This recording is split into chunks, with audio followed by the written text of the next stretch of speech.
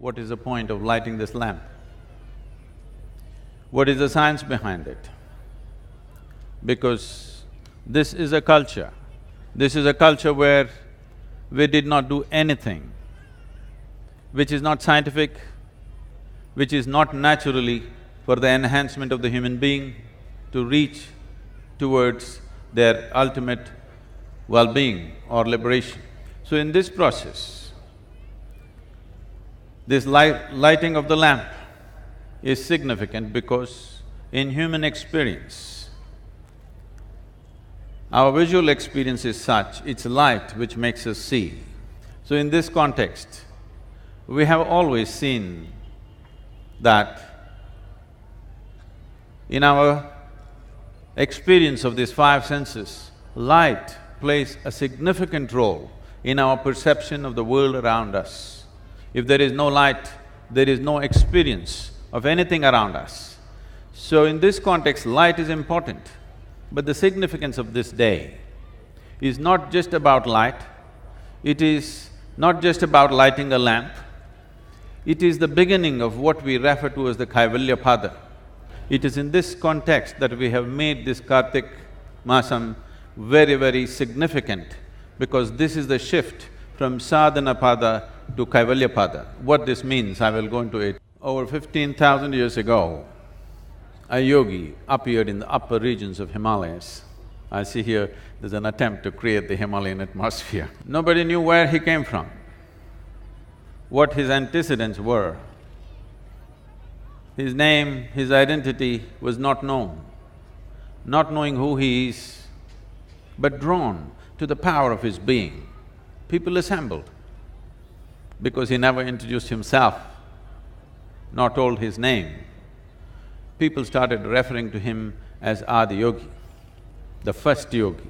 A huge gathering like this happened, but he did nothing.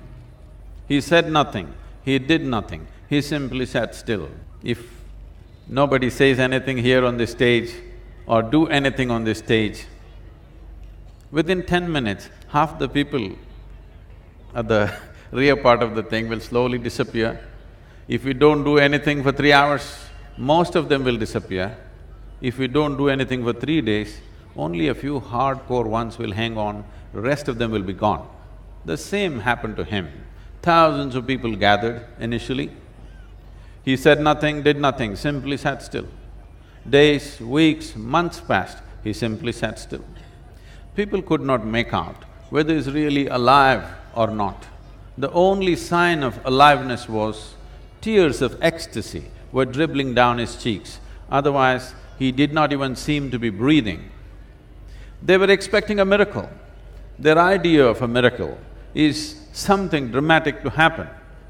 But what they were missing is that for a human being to sit here unmoving for months, no water, no food, no attending to nature's calls, simply sitting here, if you have to sit like this, you have to transcend your physical nature.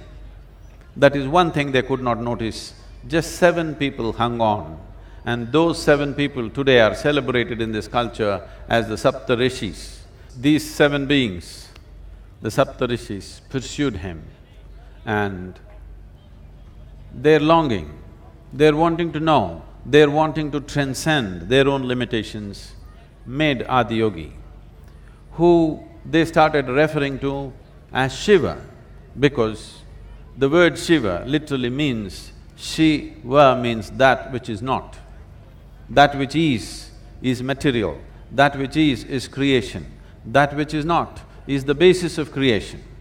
So they refer to him as Shiva, but he sat there as a yogi with them, and seeing their interest, when the sun shifted from Uttarayana to Dakshinayana, in the month of June, the first full moon after Dakshinayana, he turned south. Because the sun turned south, he turned south and started expounding the science of knowing the mechanics of what a human being is and what is his relationship with the rest of the universe and how we can make this into one.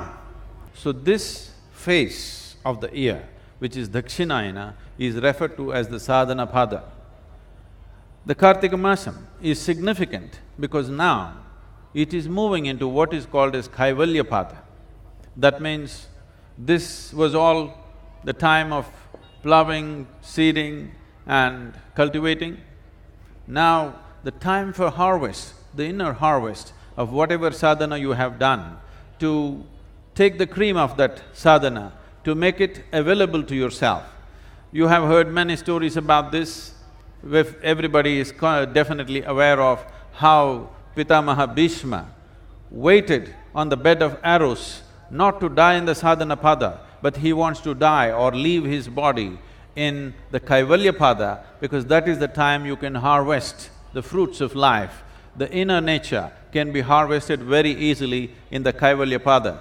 Right now, this is the transition from sadhana to Kaivalya, and it is because of that in this month, lighting of the lamp is indicative of enlightenment, awareness, consciousness and ultimate liberation. All this is symbolized by the lamps that we light.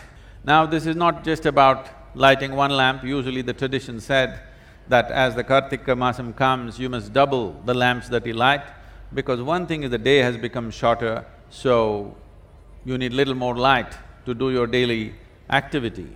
Another thing is to indicate that you are multiplying the light in your life. We want 125 crore lamps in this country for every one of them, at least one for every one. We need 700 crores of lamps for every human being on this planet. You cannot do all that by yourself. You must do this much, one for yourself, one for somebody who is dear to you, and one for somebody whom you do not like. The festivals of India were made in such a way in the past. In this culture, we had 365 festivals, because every day is worth celebrating. So every day was a festival. But slowly, we moved from being agricultural families to office-going families. So only when the government gives you a holiday, that is a festival, otherwise it is not a festival.